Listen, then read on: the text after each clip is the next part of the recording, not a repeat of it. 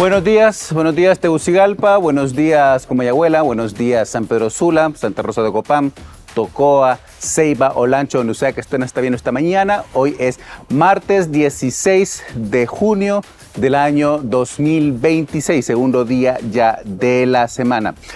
Hay un tema que es el tema que definitivamente está en todos los medios, actualmente estamos discutiendo en todos lados, y que no es un tema nuevo aquí en Más Conscientes. Ya hemos hablado antes de distintas aristas de todo lo que significa esta reforma al sector energético, la ley que está discutiéndose actualmente en el Congreso Nacional. Durante años la discusión sobre el sector eléctrico en Honduras ha girado alrededor de la misma pregunta: ¿cómo salvar al ENE? Hemos hablado de pérdidas, de subsidios, de contratos, de apagones, de tarifas y de una empresa que hasta desde hace mucho tiempo dejó de ser financieramente sostenible para el Estado de Honduras. Pero quizás esa no sea, yo no diría la pregunta correcta, pero la mejor pregunta para este momento. Cuando uno lee el proyecto de reforma que hoy discute el país, descubre que el centro de gravedad ya no está únicamente en la ENE. La propuesta plantea una reorganización completa del sistema eléctrico, redefine el papel regulador, crea un nuevo operador del sistema y el del mercado, modifica la forma que se planifica la expansión de la red, incorpora nuevas actividades como almacenamiento de energía y establece reglas para un mercado mucho más complejo del que veníamos conociendo hasta hace apenas unas décadas. Esto obliga a mirar esta discusión desde otra perspectiva. Las redes eléctricas no se construyen solamente para sostener la empresa pública, se construyen para sostener las economías. La verdadera pregunta entonces es: ¿qué tipo de economía podrá desarrollarse en Honduras sobre esta infraestructura que se está decidiendo hoy? Hace 30 años, la reforma del sector energético acompañaron la expansión de la maquila y de los parques industriales de la zona norte. Ese era el modelo de desarrollo de esa época. Sin embargo, ahora el mundo ha cambiado. Hoy la competencia por la inversión se libra en países capaces de ofrecer energía abundante, estable, competitiva y cada vez más limpia, con los centros de datos, la inteligencia artificial, la manufactura avanzada, la automatización industrial y muchas de las industrias que marcarán las próximas décadas, no solo de Honduras, del mundo, dependen de que cualquier otra cosa de un sistema energético robusto. Por eso la discusión que queremos tener esta mañana con nuestros invitados va más allá de la reforma administrativa que se está discutiendo. Vamos a analizar si esta ley que está actualmente en el Congreso Nacional responde únicamente a la crisis del ENE o si representa realmente una oportunidad para redefinir la infraestructura sobre la que descansa el desarrollo económico de nuestro país para los próximos 30 años. Nos van a acompañar Héctor Corrales, presidente de la Comisión Reguladora de Energía Eléctrica; Edgar Aguilar, especialista en energía de la Asociación para una Sociedad Más Justa; y también Dante Mossi, economista, expresidente del Banco Centroamericano de Integración Económica. Así que quédese con nosotros, vámonos a más contexto, ya regresamos.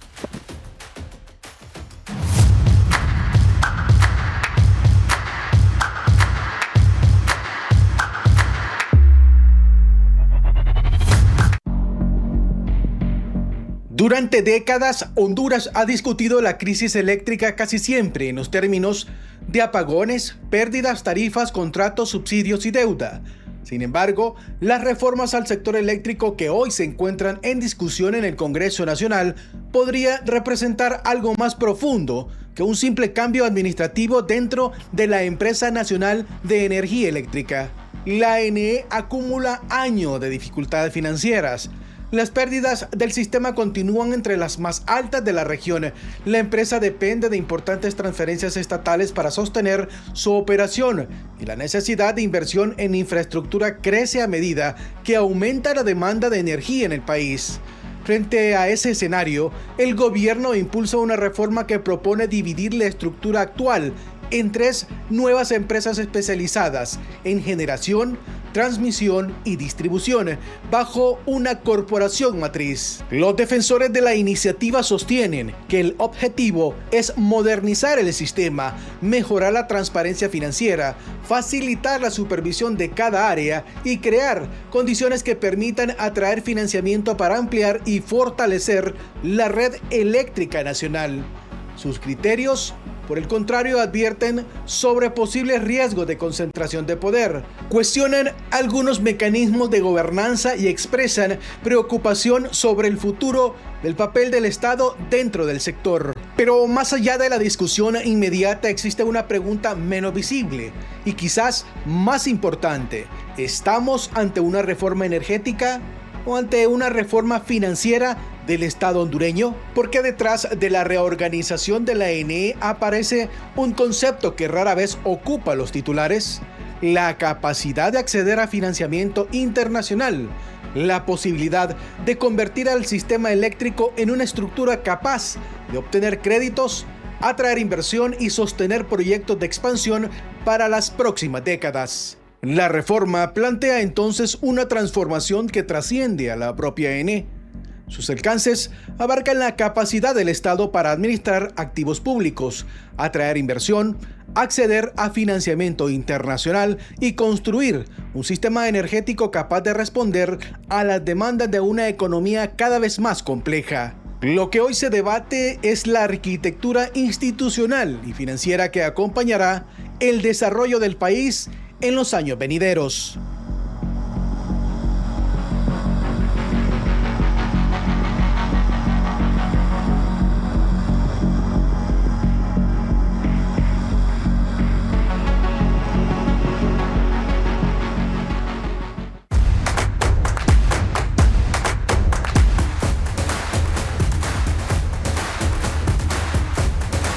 Gracias por estar con nosotros. Usted está viendo Más Conscientes de ICN. Según la propuesta de ley de reforma del sector energético, la última vez que se hizo una reforma a este nivel, creo, bueno, se han hecho dos.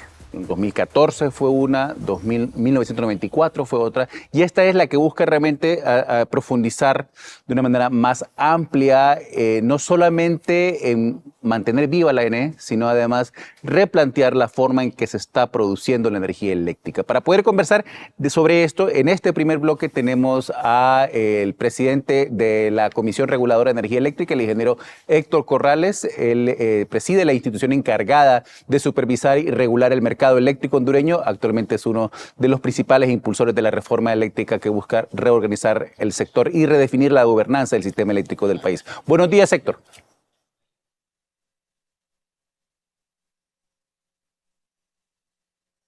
Vamos a comenzar, no escuché, no sé si hay un problema de audio. Vamos a comenzar, Héctor. Buenos días, es un gusto estar con ustedes. Ahora sí, ya tenemos ya conectados el audio.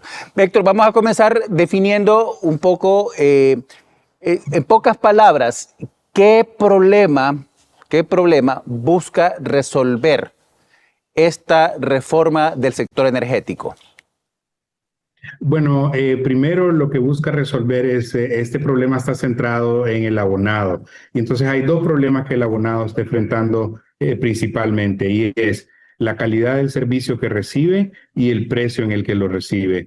Entonces, esos dos problemas son lo que principalmente está adoleciendo al abonado, y eso es lo que se tiene que atacar. El marco institucional es lo que está faltando para que esta solución se le pueda ir dando al abonado, y también la falta, digamos, de gobernanza o de un marco institucional que permita a la Empresa Nacional de Energía Eléctrica estar al servicio del abonado. Entonces, como menciono, son dos problemas: mala calidad y precios altos. Entonces, si nos vamos para atrás, ¿qué es lo que necesita la Empresa Nacional de Energía Eléctrica hacer, o qué es lo que el mercado debe darle al abonado? Es primero inversión en infraestructura para que haya mejor calidad del servicio, y después compras transparentes y competitivas de energía para que el abonado pueda lograr mejores precios. Entonces, eso solo se va a poder en un marco institucional en el que la gobernanza del ENE mejore y en el que el marco o en el diseño del mercado se abra más a la inversión privada. Entonces, el problema de la ENE que nos tiene en esta discusión actualmente, ya hemos discutido en otros programas acá también, es un agujero negro en las finanzas del país, y es uno de los problemas que también busca resolver esta reforma. Pero pareciera que el problema no es realmente de la producción de la energía, sino más a nivel institucional, que la institucionalidad es la que está fallando.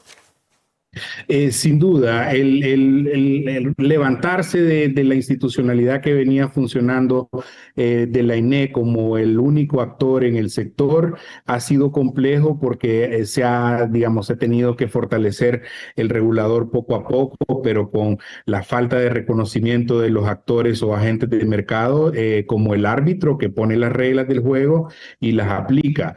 Este marco institucional se debilitó aún más durante el periodo pasado. En el 2022 pasaron una ley que debilitó a la Comisión Reguladora de Energía, que regresó el operador del sistema al ENE y en general una tendencia de estatizar todo. Entonces, se sabía desde 2014 que la inversión privada y la institucionalidad eran el camino a seguir para ir resolviendo el problema. Se hicieron avances importantes, aunque no se hicieron todos, pero tuvimos un enorme retroceso en 2022 y entonces el proyecto, si yo lo resumo en varias palabras, es revertir el daño que se hizo a la institucionalidad en 2022, regresar a la senda de la liberalización en la que habíamos emprendido en 2014 y actualizarla a nuevas tecnologías que se están abriendo en el mercado y que ahora funcionan como modelos de negocio. Entonces, actualizar nuestro marco legal.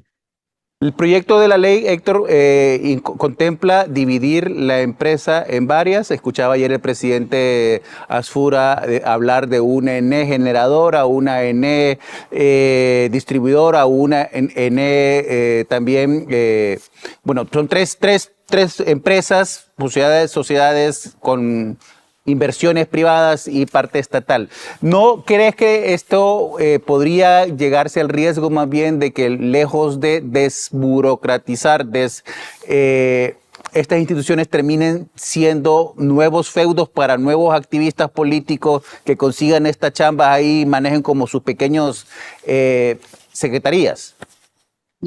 Excelente pregunta, Oscar. Y lo que se busca en separar las empresas y ponerlas en un régimen mercantil es que, como toda empresa que funciona en el sector privado, tenga su junta directiva o consejo de administración, y como una empresa de ese tamaño responsable tenga estatutos de gobernanza bajo los que tienen que regirse. Entonces, lo que se hace es ponerle candados a estas empresas subsidiarias para que el Estado no pueda meter la mano en las decisiones operativas. Siempre va a tener un poder de decisión sobre las decisiones financieras porque sí tienen un impacto fiscal sobre el presupuesto, especialmente la distribuidora. Entonces, al separarlas y ponerlas en un régimen mercantil, lo que se abre la puerta es de que estas autoridades de estas compañías y sus juntas directivas sean electas por un proceso meritocrático y alejado del proceso de selección política. Entonces, a medida eso vaya funcionando, vamos a tener un esquema en el que los gerentes y los funcionarios o los empleados de estas empresas se les exija que rindan cuentas y de que sean transparentes. O sea, no es posible de que ahorita en LENE nosotros tengamos conocimiento de que una cuadrilla, por ejemplo, tenga la capacidad de instalar 15 o 20 medidores o de que vaya a cortar 15 o 20 medidores, pero solo haga 3 o solo haga 5. Este tipo de ineficiencia, o sea, si pasa sin rendición de cuentas en cualquier empresa privada, en cualquier empresa que busca su utilidad o su rentabilidad, no sería tolerado. Entonces, lo que tenemos en LENE es una tolerancia al hurto, a la opacidad, a las compras opacas, y eso tiene que ir cambiando. Y eso solo en un esquema de régimen mercantil es lo que va a permitir que funcione de esa manera. Héctor, aquí en el estudio tenemos ya también a Dante Monsi y Germán Aguilar de ASJ. Los conoces a ambos también. Vamos a conversar luego de esta pequeña entrevista que te estamos trabajando contigo. Quiero que nos ayudes a pensar un elemento. Yo en la investigación veo que la primera gran reforma del sector energético del país se da en el año 94, cuando viene precisamente este cambio de modelo, de búsqueda de un modelo de desarrollo para el país, y vienen las maquilas, ¿no? Las maquilas en la costa norte requerían un nivel de energía que en el país hasta ese momento no estaba capacitado a poder dar, y se da esa reforma. ¿Tú crees que con esta reforma estamos preparando el país? ¿Va a ser suficiente esta reforma para preparar el país para ser competitivo con las nuevas industrias que están actualmente en el mundo? Estamos hablando de inteligencia artificial, estamos hablando de manufactura a un nivel que requiere mucha mayor energía. ¿Vamos a ser capaces o todavía vamos a estar debiéndole más al peso para poder llegar a ese nivel? No, mira, te cuento, cuando estábamos haciendo las investigaciones y entendiendo bien la situación del ENE, preguntamos, hicimos números de cuántas solicitudes de conexión se habían hecho a la ENE para conectar, digamos, carga, ¿verdad? Y cuántas había tenido que denegar la ENE. Y en los últimos 10 años la ENE había tenido que denegar aproximadamente 585 megawatts de energía. Para ponerlo en contexto, este verano nuestro máximo fue 2.200 megawatts de energía. Entonces, no es posible de que estemos negándole conexión a clientes que vengan a buscar energía y que no la tengamos, sea porque no existe la capacidad instalada en el país o porque no tiene el dinero suficiente la empresa distribuidora para conectar a estos clientes. Entonces, el marco institucional lo que abre es tanto a inversión privada para que se puedan abrir estas oportunidades de inversionistas que andan buscando energía, pero también permitirle a las empresas de generación del ENE también expandirse y ser más competitivas en esto.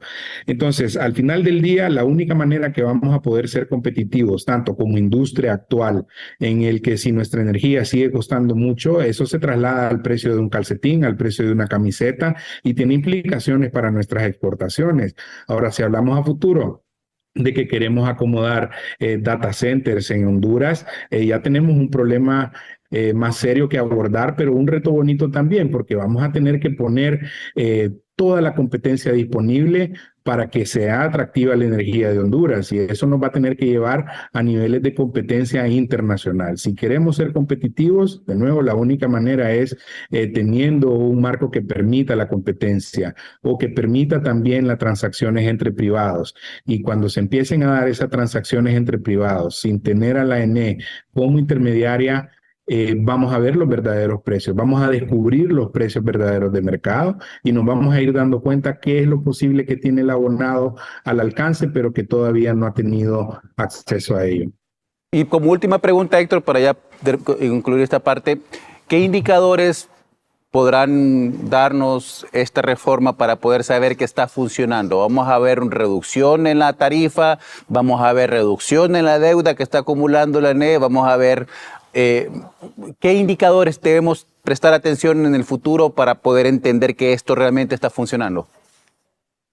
Ok, primero creo que hay hitos institucionales en los que se tienen que fijar, y uno de ellos es primero la separación de contabilidades de las empresas. Ahorita todo está en una caja negra en la contabilidad del ENE, que no tiene estados financieros auditados desde 2010. Entonces, separar las contabilidades va a ser un primer hito. Después tenemos que hacer la valorización de los activos del ENE, porque los activos son lo que van a capitalizar las empresas del ENE. Entonces, cuánto vale el Cajón, cuánto vale Níspero, Cañaveral, Río Lindo. Eso tiene que ser hecho de una manera responsable para que a la hora de capitalizarse sepa cuánto vale la empresa de generación, igual con la red de transmisión. Entonces, ese es un hito importante. Después, tenemos que empezar a ver inversiones en transmisión.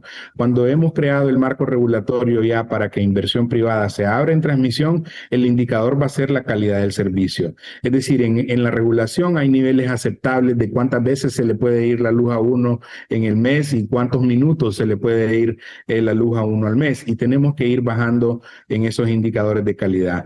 En cuanto al precio, el problema es tan estructural de que tenemos que asegurarnos de que las licitaciones que se hagan del ENE sean competitivas. Y aquí necesitamos dos cosas. Primero, crear confianza en los posibles inversionistas y oferentes en las licitaciones. Si nosotros seguimos demostrando que la ENE es mala paga, los pocos oferentes que van a venir a competir van a cargar encima del precio un costo financiero que ellos tienen que financiar. Entonces es muy importante de que se cree una cultura de pago que le demuestre a los inversionistas de que si vienen a ofertar a Honduras, lo pueden hacer a precios que no tengan que cargar con el costo financiero. Entonces, esas dos cosas son muy importantes y regresan a mis puntos iniciales de que esta ley está centrada en el abonado y que en eso estamos enfocados. Muchas gracias, Héctor, por habernos acompañado esta mañana en esta entrevista. Ya nos quedamos ahora con Dante Mossi y con Germán. Quiero escuchar muy bien qué es lo que nos van a decir ellos al respecto. Gracias, Héctor. Feliz día. Gracias a ti. Nos vemos. Bueno, hay muchas preguntas, ¿verdad? Muchas preguntas que vamos a compartir luego con ustedes para poder entender realmente qué es lo que nos está diciendo el presidente de la CRE, Héctor Corrales. Aquí al regresar ya comenzamos con nuestros invitados acá en el estudio. Usted está viendo Más Conscientes de ICN. Ya volvemos.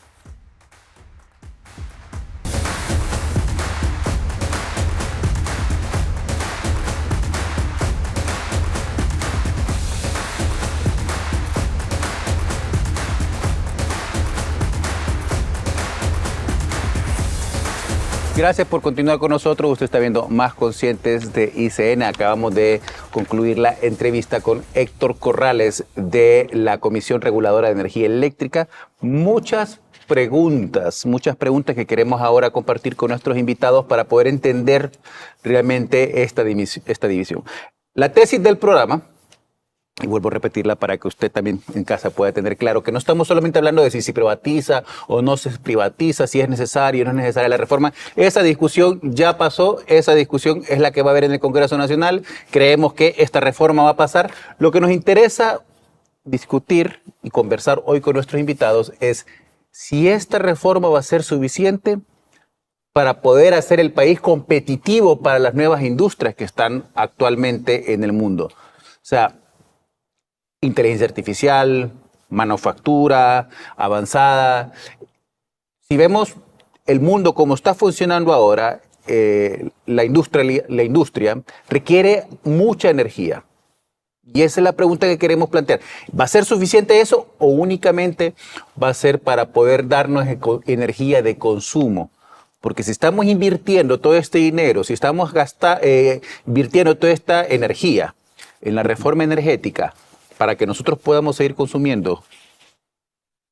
Nos acompaña en esta conversación don Dante Mossi, él es economista hondureño, ingeniero eléctrico ingeniero eléctrico usted. Sí, señor. Ah, mire usted, y economía, doctor en economía de la Universidad de Vanderbilt, fue presidente ejecutivo del Banco Centroamericano de Integración Económica, anteriormente ocupó cargos dentro del Banco Mundial y en el gobierno de Honduras especializado en desarrollo económico y financiero internacional.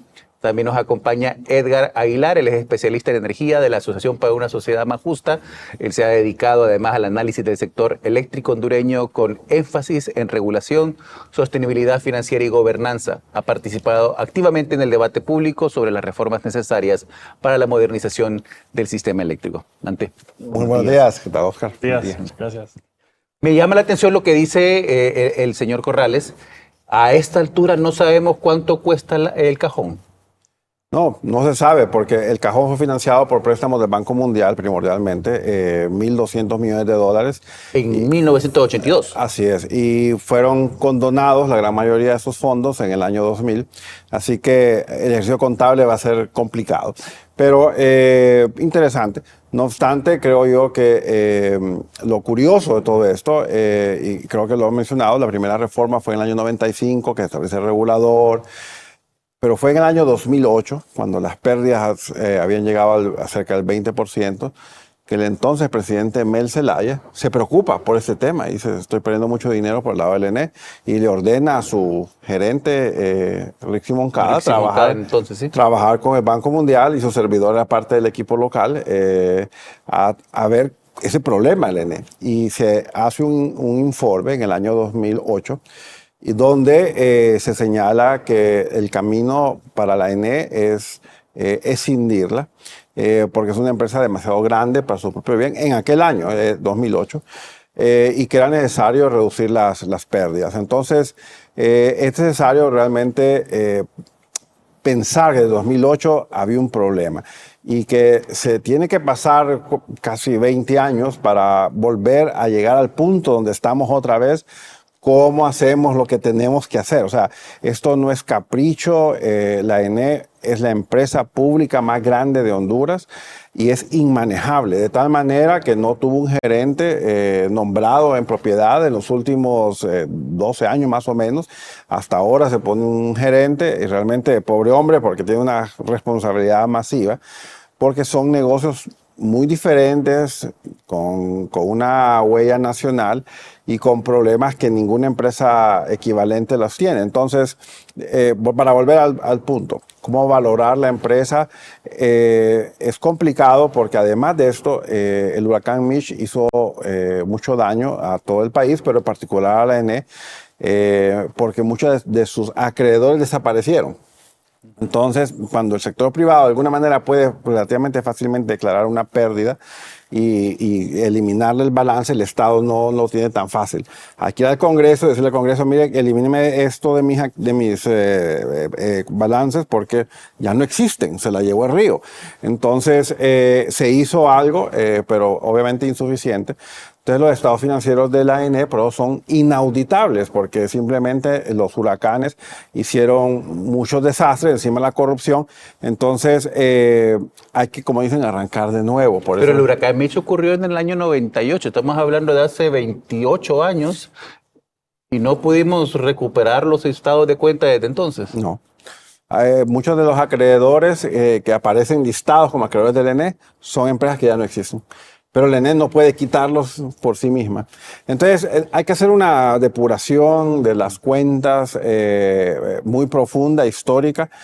O sea, la ENE como tal no va a desaparecer, porque la ENE tiene un problema contable grave, pero eso no significa que las filiales puedan comenzar, como dicen, nuevas, como tal lo decía Héctor, con una transferencia de activos valorados al valor de mercado, y decirle, mire, ENE Generación, todos son sus activos, ENE Transmisión, todos son sus activos, ENE Distribución, son sus activos, y todo lo que yo no pueda aclarar, justificar, allá yo me encargo, ¿verdad? De otra manera, pero no voy a trabar a que las nuevas empresas consigan funcionar de mejor manera. Entonces, obviamente, esto le va a permitir a sus gerentes preocuparse por cuestiones realmente operacionales del negocio, ¿verdad? Como lo haría cualquier otra empresa equivalente de transmisión, o que hay en toda Centroamérica, o cualquier otra empresa de generación, que las hay muchas en Centroamérica, y que las empresas puedan pensar en negocio, o sea, cómo genero más energía eléctrica, cómo transmito más energía eléctrica, cómo distribuyo más energía eléctrica. Germán, esta reforma que estamos discutiendo actualmente, ¿realmente va a ser atractivo para inversionistas extranjeros? Si se crea en las condiciones óptimas de laboratorio, como está presentada la propuesta, y se ejecuta de manera óptima con las personas adecuadas para poder... ¿Va a ser suficiente para poder que vengan inversionistas extranjeros a invertir en la industria en Honduras?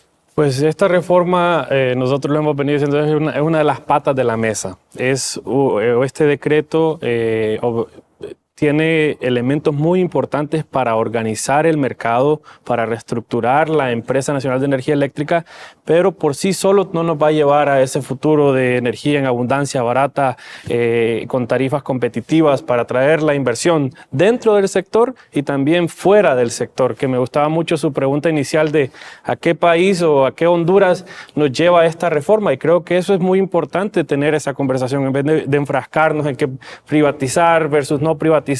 Creo que este tema es un tema de país. No es posible que sigamos anclados a una empresa totalmente ineficiente, que nos dicen que es una empresa de todos, pero no nos dan estados financieros auditados, no hay procesos eficientes. Es una empresa que se ha usado para todo, para contratar personal, para contrataciones no competitivas, pero menos para darnos un servicio de calidad, menos para dar un servicio que es atractivo para la inversión. Imagínense que nosotros hemos visto que en los últimos años, los negocios, el sector comercial, industrial, paga alrededor de 10% más por la energía eléctrica acá en Honduras de lo que pagan nuestros vecinos El Salvador, Guatemala. Ese es un problema. El costo, uno de los costos de operación más altos para un negocio es el costo de la energía eléctrica. Y si no lo ofrecemos de forma competitiva, esas inversiones, esos trabajos se van del país. Y interesante, pues escuchamos que en Costa Rica, por ejemplo, ya hablan de los data centers, ¿verdad? Lastimosamente estamos a años luz de tener ese tipo de conversaciones acá. Y gran parte de este cuello de botella o de esta situación es porque nos han forzado en cierta forma a cuidar una empresa que no nos ha cuidado a nosotros. Y el primer paso es algo muy básico que ni siquiera incluye privatizar o no, es separarla en sus 3 áreas de negocio que son completamente diferentes, que tienen necesidades diferentes y que nos van a permitir, y especialmente a quienes las administren, diseñar estrategias de manejo para su desempeño enfocadas en las necesidades de cada una de ellas, ¿verdad? Sabemos, por ejemplo, que el problema más grande en Honduras está en distribución por las pérdidas, y sabemos que generación, transmisión teóricamente tendría un mejor desempeño y también un mejor desempeño financiero, pero fíjese que como no hay números los andamos adivinando. Nosotros hemos hecho un par de modelos ahí en ASJ en base a información oficial donde hemos mostrado que la generación pública es rentable, que la transmisión es rentable y el problema es distribución, pero lastimosamente la ENE misma no tiene esos números. Entonces es importante avanzar con esta reestructuración, es necesaria, pero no es el todo para llevarnos a ese futuro que nos merecemos. ¿Existe la capacidad, la infraestructura de país para poder absorber esa otra industria que estamos viendo, que está afuera moviéndose y que no tenemos la capacidad? Porque lo que estoy entendiendo acá es que la generación de energía de Honduras no nos permite tener una industria más allá de lo que ya tenemos y sabemos que es insuficiente para poder traer desarrollo al país. Así es, y bueno, tenemos... ¿Pero existe la capacidad para poder traer esa otra industria o qué otras reformas necesitamos pensar a futuro? Actualmente no existe, ¿verdad? Tenemos un mercado obsoleto, dominado por una empresa ineficiente, una empresa que ha sido un nido de corrupción. Entonces, en primer lugar, y en ese sentido, esta reforma avanza en un sentido que el país necesita, porque crea un regulador independiente. Eso es importante para todos los usuarios, porque el regulador es quien nos defiende, es quien se supone que si la distribuidora nos está pasando un costo ineficiente, le dice no, esto no se permite en base a reglamento, este costo lo asumes vos como regulador, como distribuidor. Entonces es importante fortalecer ese regulador que en 2022 se debilitó cuando se sincronizó el mandato de los comisionados a los mandatos de los políticos, que no tiene que ver nada. 2, también restablece un operador del sistema independiente, y esto es muy importante, porque el operador del sistema también debe ser una entidad que no lo maneja ni un agente público ni un agente privado, no lo debe ni manejar la ENE, que en 2022 se trajo bajo control de la ENE otra vez, ni lo debe manejar una empresa de generadores. Debe ser una entidad completamente técnica que en cierta forma facilita las transacciones en el mercado, que decide cuándo se despacha qué planta en base a principios de eficiencia económica, eficiencia técnica. Entonces, fortalecer, restablecer eso es importante. El decreto va en esa dirección, y nosotros lo que decimos es hay que cuidar entonces cómo se van a nombrar tanto los comisionados de la CRE como los que van a conformar la junta directiva de este operador del sistema. En tercer lugar, es importante, y ya lo mencionábamos, esa separación. Cualquier sector moderno, y vemos cualquier país en Latinoamérica donde usted vea, no va a tener hoy en 2026 una empresa verticalmente integrada para que responda a todas las necesidades del país. Necesita, en primer lugar, dividir eso y luego abrir el espacio para que los consumidores tengamos opciones, ya sea con diferentes distribuidoras, ya sea con más espacio para la comercialización, claro, cuidando que los costos de la red tampoco se vayan en algún momento a quienes tienen la menos capacidad de tener su propia generación alternativa. Entonces, creo que este decreto sí crea un primer marco para avanzar a un sector más moderno, pero la cosa es que estamos bien atrasados con esta empresa verticalmente integrada, y de la mano de eso tendrían que venir pues reformas futuras que para regularizar bien, por ejemplo, el tema de microredes, macroredes, muy bien, pero tampoco son temas que se deben de tomar a la ligera, porque hay riesgos ahí en que los costos se trasladen a quienes tienen menos capacidades en este momento.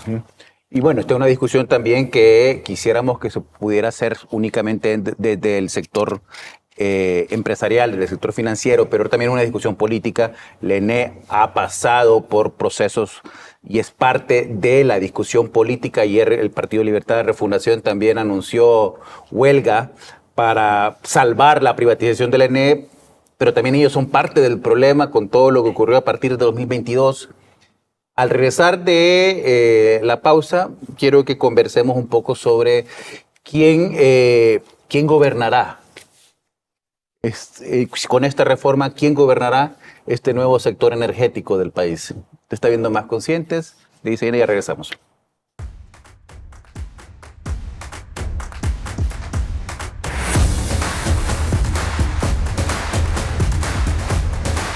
Gracias por continuar con nosotros. Usted está viendo Más Conscientes de ICN. Esta mañana aquí en el estudio con el doctor Dante Mossi y Germán Aguilar.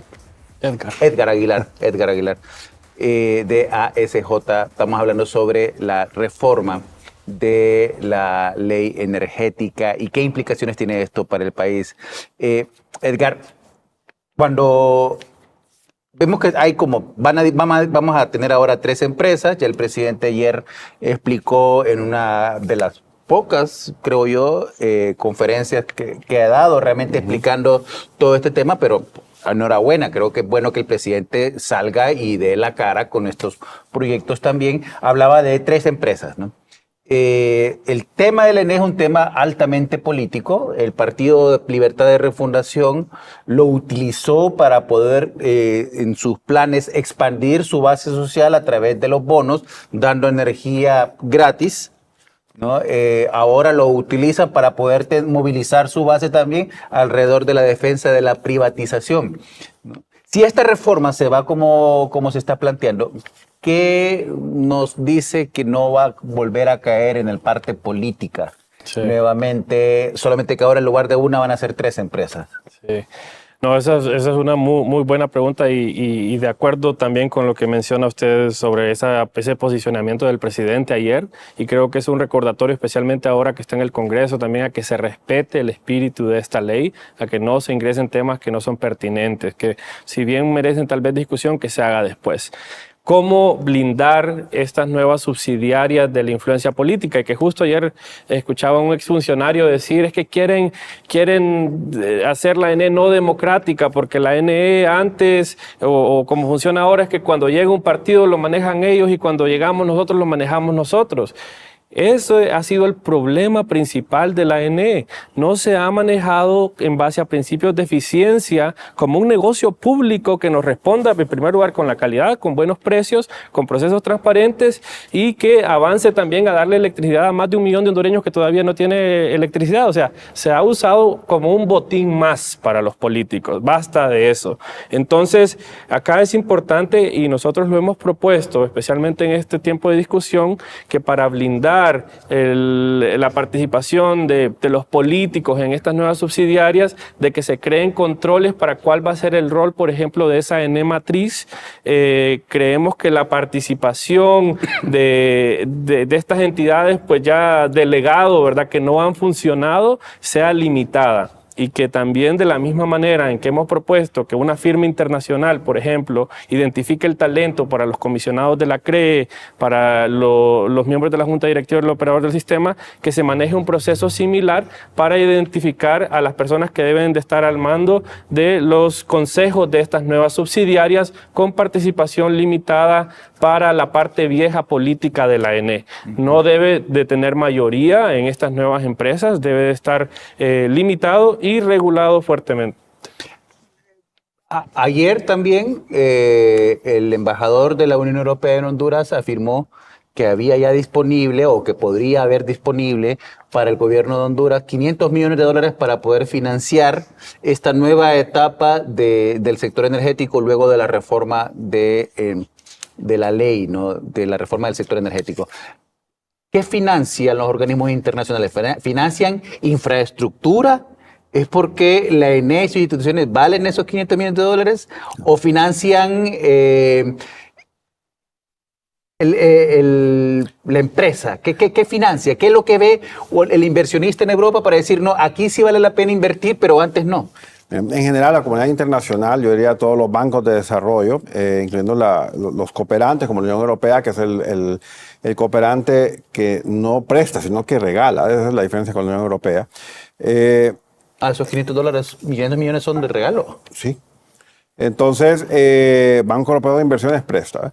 Pero lo que están viendo es un abismo fiscal de Honduras. O sea, Estas reformas, como le digo, vienen gestándose desde el año 2008. El año 2008 era un problema.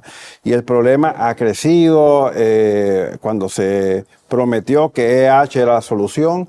Entonces se vendió un bono de $600 millones para pagar la deuda de los generadores y ya todo comenzaba de nuevo. Y no funcionó EH por las razones que fueran. Después que se iba a hacer otras cosas. O sea, se han probado tantas cosas, pero hoy donde estamos es un agujero financiero tan grande que Honduras va a verse enfrentado a una iliquidez masiva que no la hemos visto desde la época del huracán Mitch. La diferencia que tiene Honduras hoy versus hace 20 años es que los organismos financieros que tienen la capacidad de proveer esos recursos pueden darle en cantidades más grandes. Por ejemplo, el Banco Mundial, si ustedes entran a su sitio web, ya están preparando una operación de $150 millones para apoyar a Honduras en caso que la ley esta sea aprobada. Yo creería, el BCE tiene $300 millones aprobados en un apoyo presupuestario ya durante la época de la presidenta Castro. Pueden pedir otro este año y el otro el siguiente año.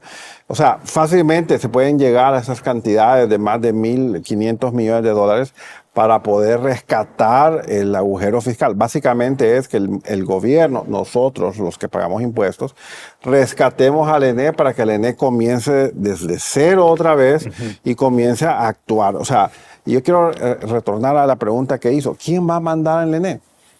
Es el usuario. O sea, no hay mejor, democracia que es la del usuario. Y paso a telecomunicaciones. Durante la presidencia del presidente Maduro, estaba un Dutel que había que pedirle favores. Hasta, recuerdo, un alto funcionario, no sé el nombre, quiere una línea. Hay que hablar con el liniero, le dijo el gerente del ENE. No, hombre, ¿quién es el gerente? Le dice. Entonces, recuerdo que después de la reforma, ¿quién quería un teléfono de Dutel? Nadie. O sea, porque quien quiere un teléfono va a Tigo, claro, y ya está, ¿verdad? O sea, más rápido. Yo creo que muy poca gente... Había que tener contacto con el coronel para poder conseguir línea telefónica. Exactamente. Entonces, igual pasa con la ENE. O sea, si se me va el servicio de energía muy seguido, ¿qué hago yo como usuario? O sea, muy pocas opciones tengo yo. Entonces, esa es la idea. Esta reforma, una vez entre en acción, va a poner al usuario en el centro y frente. Y esto hace que las reformas no se puedan echar para atrás, porque aquí ya van a ir contra el pueblo. Yo quiero reiterar en el programa que los señores diputados no deben temer a esto. Esto es como cuando se descentralizó el servicio de agua potable del SANA. Yo quiero que le pregunten a San Pedro Sula, ¿se sienten mejor o peor que el sistema de agua sea manejado localmente que por una instancia aquí en Tegucigalpa o en Puerto Cortés, donde empezó la rebelión, ¿verdad?, contra el SANA? Entonces, igual pasa con el sistema eléctrico. O sea, hay una rebelión de las bases, o sea, y estoy hablando mucho de lenguaje libre, pero la verdad es que sí hay un hartazgo. O sea, yo estoy harto de que se roben la energía eléctrica y grandes industriales no les hagan nada, y yo sigo pagando una factura altísima por un mal servicio. Entonces, eso es lo que esta ley trata de resolver. Vamos a irnos a una pausa mientras conversamos con Dante Mossi sobre la rebelión de la granja. Vamos a irnos a una pausa y regresamos. Usted también más consciente de ICN. Estamos hablando sobre la reforma en el sector energético en Honduras. Ya regresamos.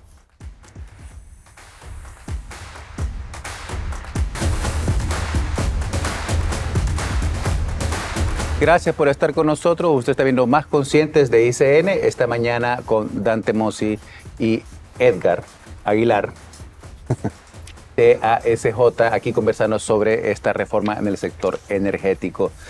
Me decía, ¿cuánto es la deuda, Edgar, que tenemos? Pues mire, hay alrededor de 120.000 oficialmente en los libros de la ENE. 120.000 millones. 120.000 millones de lempiras en los libros de la ENE. Pero luego hablaba el doctor también de una deuda que la asumió CEFIN, que al final es deuda de la ENE, y también hay alrededor de 30.000 millones de lempiras que están en disputas ahí de algunos compromisos que la ENE asumió en base a contratos, pero que no ha reconocido formalmente en los libros. Oscila entonces por los 150.000 millones de lempiras.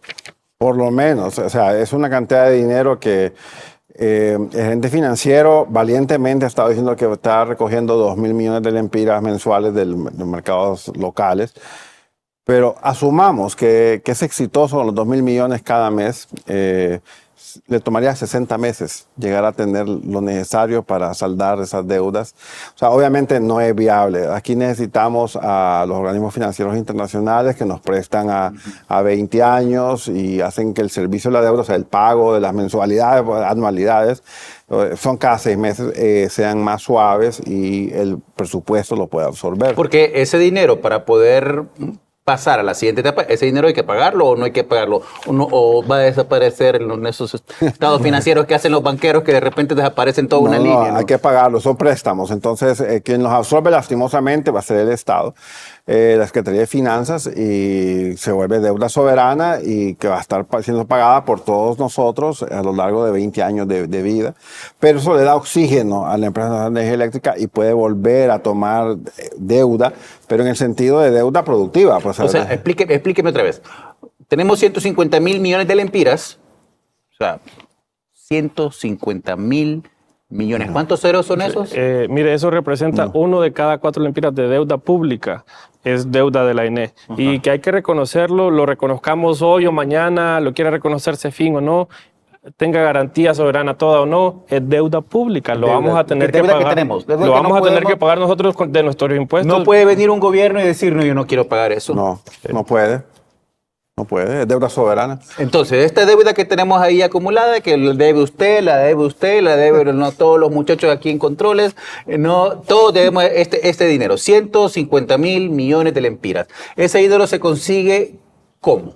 Con préstamos de la banca multilateral y donaciones. O sea, la Unión Europea realmente ha sido un socio importante. No creo que tengan esa cantidad de dinero para regalar. Quizás nos van a acercar al Banco Europeo de Inversiones. Pero en todo caso, es fabuloso porque son préstamos que van directos a la tesorería de la General de la República y son préstamos de 20 años plazo que le permiten al Estado, ¿verdad?, realmente manejar su flujo de caja de mejor manera.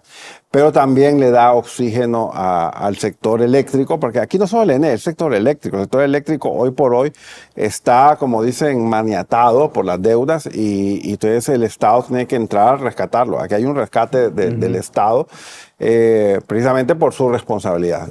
Okay. 11 ceros me dicen en producción que tiene los 150 millones. Demasiados ceros. 11 ceros. 11 ceros son demasiados ceros para ser bueno para nadie. Así es. No puede ser que estemos bien y tenemos una deuda de 11 ceros. Y que sigue aumentando cada año. Solo en las últimas semanas la ENE ha sacado nueva deuda para poder operar y no para hacer inversiones, ni siquiera a veces de llegar a ese millón de hondureños que todavía no tiene acceso a energía eléctrica. Es preocupante.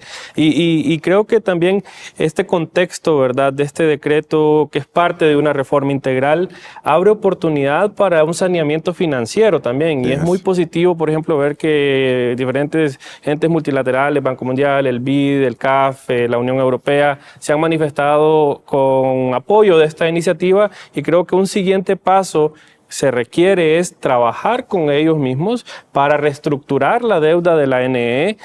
Puede ser, por ejemplo, por medio de NE matriz, y luego pues ya empezar a crear un círculo virtuoso en que los mismos ingresos de las partes rentables de la NE a mediano plazo, tal vez no va a ser del día a la mañana, tal vez vamos a tener que tomar un trago amargo al corto plazo, pero mejor hacerlo hoy que mañana, cuando va a ser más caro o más desastroso para el país, y pues organizar esta deuda con condiciones más favorables para que las mismas rentas de la ENE en mediano plazo ayuden a irla bajando en vez de que vaya subiendo. Nosotros hemos calculado que si seguimos con el status quo, esta deuda incrementaría a 250.000 millones en 10 años. Entonces es una situación completamente desastrosa que si explota se va a llevar toda la estabilidad pues fiscal del país. Es preocupante. Y conseguimos ese dinero con los organismos financieros, pagamos, amortiguamos, llegamos a un nuevo préstamo para poder pagar esto. ¿Cómo vamos a pagar eso? ¿En la tarifa? ¿Cómo vamos a hacer para que esto no vaya a caer a la tarifa y aumente la tarifa para poder pagar esa deuda que en teoría estamos haciendo esta reforma para para pagarla? Entonces, uno de los factores por los cuales la deuda de la ENE toda es deuda pública, que lo pagamos los contribuyentes, que pagamos impuestos, es porque las regulaciones ya señalan qué tanto de los costos se pueden trasladar al usuario. Entonces no se pueden ni se deberían trasladar por medio de tarifa, porque los incentivos deben de estar ahí para que las empresas actúen de manera eficiente. La ENE no lo ha hecho, pero queremos llegar ahí, ¿verdad? Entonces, en este caso, ¿cómo se está pagando actualmente? Es que es una mezcla, lo cubren, está maquillado, pero de nuestros impuestos es como se está financiando estas ineficiencias de la ENE al final para cubrir esta deuda. Ahora bien, si actuamos hoy, podemos reducir esos costos a largo plazo y terminar pagando menos de nuestros impuestos para esta deuda. Si actuamos, si reestructuramos, si aprobamos este decreto con todas los salvaguardas y luego trabajamos con la banca multilateral, con diferentes organismos para reestructurar la deuda, abaratar costos, eso es más barato, pero si seguimos aplazando el problema, estamos comprometiendo nuestra generación, nuestras futuras generaciones para que paguen esa deuda millonaria que va más bien seguir aumentando cada año si no se controla también el problema de pérdidas en distribución. La idea sería más bien que con una reforma bien planteada, integral, se reducen las pérdidas. Ya con esto existe el flujo de caja suficiente en distribución que llega a transmisión, que llega a generación. Estas empresas se vuelven rentables, generan rentas y esa misma renta sirve para ir disminuyendo tanto pues el balance, ojalá también a condiciones más favorables de esa deuda. Entonces, vemos esos dos escenarios, ¿verdad? Ese escenario bien optimista en el que queremos impulsar o un escenario de status quo que es el que defienden los políticos, en cierta forma, algunos de ellos, ¿verdad?, donde quieren seguir manteniendo el control de esta empresa que es altamente ineficiente. Vamos a hablar del futuro en el siguiente segmento, porque quiero que veamos cuáles son los escenarios que se abren con esta reforma o sin esta reforma también. Iba a decir, Dante. Solo agregar un poco, reiterar el cierre, que de dónde se financia todo esto, o sea, realmente de dónde sale el dinero. Viene de la reducción de pérdidas. Esta reestructuración que está haciendo la empresa, este financiamiento de la deuda, no va a funcionar si la ENE no toma un plan agresivo de reducción de pérdidas y llegar a niveles de estándar internacional que es cerca del 12%. Entonces... pero ya había una empresa para reducción de pérdidas, ¿no? No, pero eso no servía, la que estaba, el Programa Nacional de Reducción de Pérdidas, no, eso no. Algo que realmente, que la misma empresa tenga la capacidad de desconectar a aquel usuario que no pague en tiempo y en forma el servicio de energía eléctrica. ¿Cómo quedan los subsidios con esta reforma? No, ¿Va a poder seguir haciéndose subsidios? Claro que sí. Pero lo va a hacer el Estado, no va a ser la ENE, porque la ENE se vuelve, es como que yo le diga a Tigo, mira, Tigo, le vas a regalar saldo a estos, pero aquí te paso el dinero. Igual, o sea, si el Estado quiere dar subsidios, que lo haga, pero le diga al ENE, mira, aquí te doy tantos millones de lempiras para que los repartas en subsidios. Pero la ENE no es una empresa de subsidios, es una empresa de distribución de energía eléctrica. No va a ser como el gobierno anterior, que vos le vas a pagar la energía a él y así nos vamos a mover. Sí, y esa es parte también del orden en el sector de cómo se maneja esto en países que tienen sectores eficientes, ¿verdad? Mercados eficientes, donde y esto que quede muy claro también para la población, avanzar a una ENE reestructurada o a un mercado más competitivo con los entes haciendo su trabajo, no quiere decir que no van a existir subsidios. Nosotros desde ASJ creemos que quien de verdad necesite un subsidio debe de tenerlo, pero esta debe ser una política ordenada por la Secretaría de Energía. Lo mismo con electrificación. La Secretaría de Energía debe de seguir manejando una política de electrificación para llegar a quien todavía no tiene energía eléctrica. Lo que pasa aquí es que la ENE se ha usado para todo, pero menos para garantizar un servicio que es su trabajo como empresa de energía eléctrica de calidad. Entonces, es positivo avanzar a un ordenamiento y a claridad institucional para tener pues el servicio que merecemos. Bien, vamos a irnos a una pausa. Al regresar de la pausa vamos a hacer esto, porque ve usted, esta discusión que estamos teniendo ahorita tiene tres componentes: el presente, la deuda, los 11 ceros, ¿no? El vacío que hay en las finanzas, el pasado, las cosas que no se hicieron, las cosas que se hicieron mal, no sabemos cuánto cuesta el cajón, no sabemos cuánto cuesta Cañaveral, ¿no? Pero tenemos la energía, algo pasó ahí que nos trajo la energía, y el futuro, ¿no? ¿Cuánto va a costar esto si no se corrige? ¿Cuánto puede significar para el nivel de desarrollo del país si se toma el camino correcto. De eso vamos a hablar en el bloque siguiente. Usted está viendo Más Conscientes de ICN. Ya regresamos.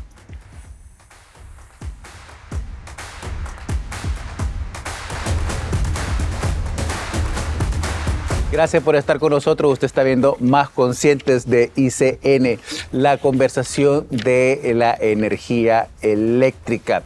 Hubo un momento en la cual la energía eléctrica era sinónimo de futuro. Hubo un momento allá por los principios del siglo XX, finales del siglo XIX, que si analizamos los libros de ciencia ficción, yo soy un fanático de ciencia ficción, de la época de Julio Verne, de la época de H.G. Wells, todos estos autores del siglo XIX, la electricidad era, bueno, incluso Frankenstein. Sí es. ¿Cómo se revive Frankenstein? Con el rayo aquel. Con el rayo, con la electricidad. Entonces, eso para poder hablar de un poco cómo todavía la energía eléctrica sigue significando futuro. Todavía la industria necesita de la energía eléctrica, necesita de la producción de kilowatts para poder producir todo lo demás que consumimos.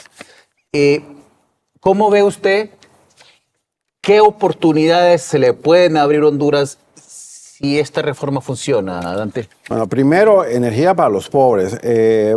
Hay en Banco Mundial, a mí me tocó hacer en ese estudio de 2008 un análisis y curiosamente todos los pobres extremos no tienen electricidad.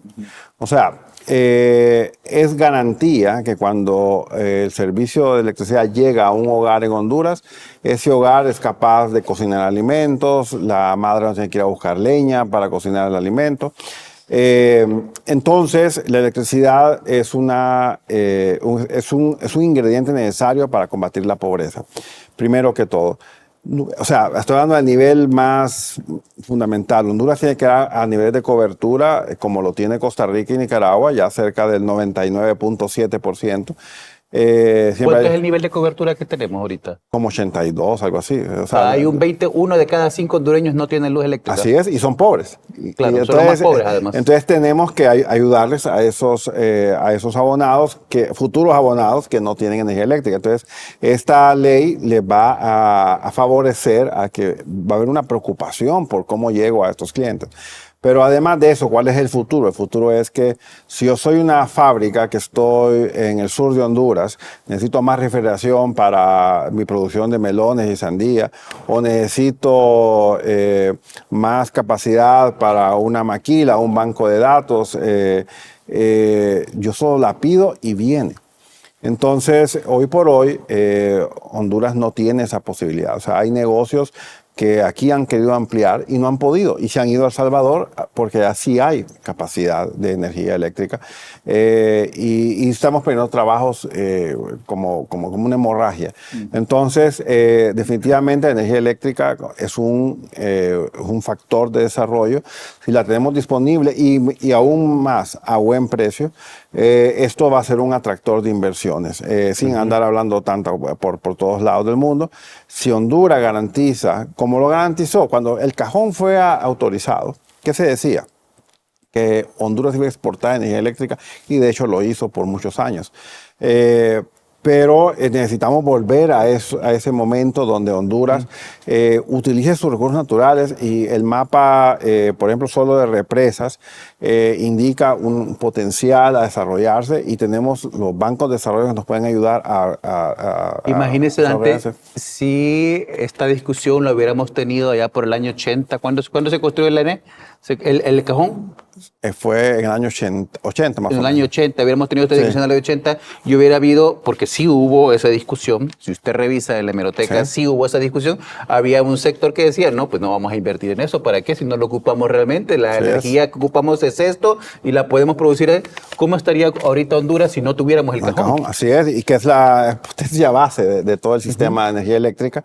Necesitamos la quinta turbina del cajón, necesitamos remodelar las facilidades del cajón, si uno va a ver los controles del cajón, todavía se miran varios controladores analógicos, o sea, así con la agujita que se mueve, eso ya no se usa. Se puede modernizar, se debe modernizar. Debe modernizarse, ¿verdad? Para estar más a tono con las necesidades que el país requiere. Pero no solo el cajón, o sea, todas las centrales eléctricas, porque, o sea, ¿cuál es la consecuencia? Pero yo quiero volver a este tema. En el año 90, en la época del presidente Callejas, habían apagones. Sí. Y ahí la gente se dio cuenta del costo real de energía eléctrica, porque había que comprar generadores eléctricos que en aquel momento valían 3 veces lo que valía el servicio del ENE, pero había que ponerlos y era aquel escándalo. Yo recuerdo de niño que yo caminaba por las calles y era un escándalo, y eran los generadores que cada negocio tenía puesto en la acera. Por la peatonal uno pasaba y era como... Era el generador. Entonces, esto es el costo de energía eléctrica cuando no hay una forma planificada, organizada de proveerla. Entonces, para volver al punto, en efecto, energía eléctrica es desarrollo, y si es a buen precio y con una garantía de entrega, eso atrae la inversión del nacional y luego del extranjero. Y ve usted que la inversión para dar energía eléctrica a los sectores más pobres también genera otro movimiento en la industria, porque de repente ese sector ya requiere refrigeradora, ya requiere estufa eléctrica, ya requiere otro tipo de utensilios que usamos todos nosotros en la sociedad, pero que por este sector, por las condiciones en que les ha tocado vivir, pongamos la teoría económica que usted quiera al respecto, no quieren actualmente. ¿Qué tipo de energía estamos hablando? ¿Cuánto de esta reforma incluye energía limpia? ¿Cuánto requiere energía generada con diésel, que es lo que estamos ahorita consumiendo? ¿Cuánto requiere nuevas hidroeléctricas? ¿O esto no está en la reforma?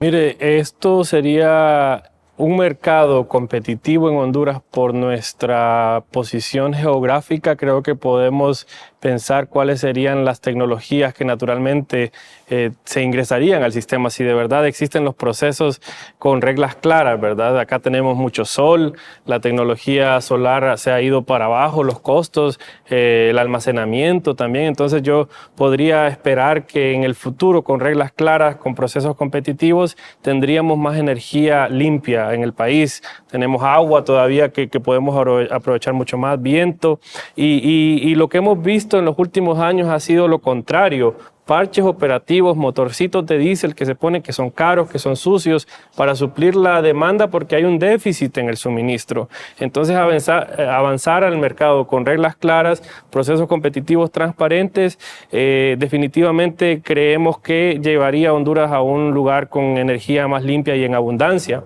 Y también, bueno, en el pasado han habido incentivos específicos para algunas tecnologías. Creemos que este no es el momento para discutir eso. Este es un momento para ordenar el sector, para ordenar las reglas, porque ya si empezamos a hablar de incentivos fiscales, exoneraciones, acá ya vienen muchos intereses, muchos grupos, se lleva la conversación de donde debe de enfocarse en este momento, pero creo que la situación y la posición geográfica del país ya nos da una idea de a dónde deberíamos avanzar.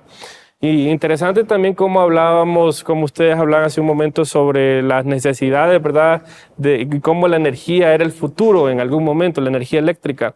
Y creo que globalmente estamos viviendo algo similar en este momento. Hay problemas de suministro y de red en Estados Unidos, hay problemas de suministro y de red en Europa. Por 20 años casi que la demanda no incrementó mucho en estos países, pero ahora con la inteligencia artificial y esta demanda pues yéndose para arriba más, ellos también están viendo cómo avanzan y viendo pues algunos temas aún de energía fija, como mediante la energía nuclear, reactores pequeños, geotérmica, viendo diferentes tecnologías. Entonces, si estos países están viendo aún cómo ellos rediseñan sus mercados, rediseñan los incentivos para suplir su demanda y que han estado en una posición más cómoda que nosotros, si ellos lo hacen, ¿por qué no hacerlo nosotros también acá? No es posible que sigamos pues con esta idea romántica de una empresa que nos ha fallado totalmente. Entonces, sí, ese llamado otra vez, creo que alguien que se oponga a esta reforma incluyendo los salvaguardas, se está oponiendo a un futuro más próspero para el país realmente. Y vea usted, mientras nosotros discutimos sobre esta reforma y estamos analizando cuánto cuesta el cajón, en El Salvador están hablando de energía nuclear en este preciso momento. Vamos a una pausa comercial. Usted está viendo Más Consciente. Ya regresamos.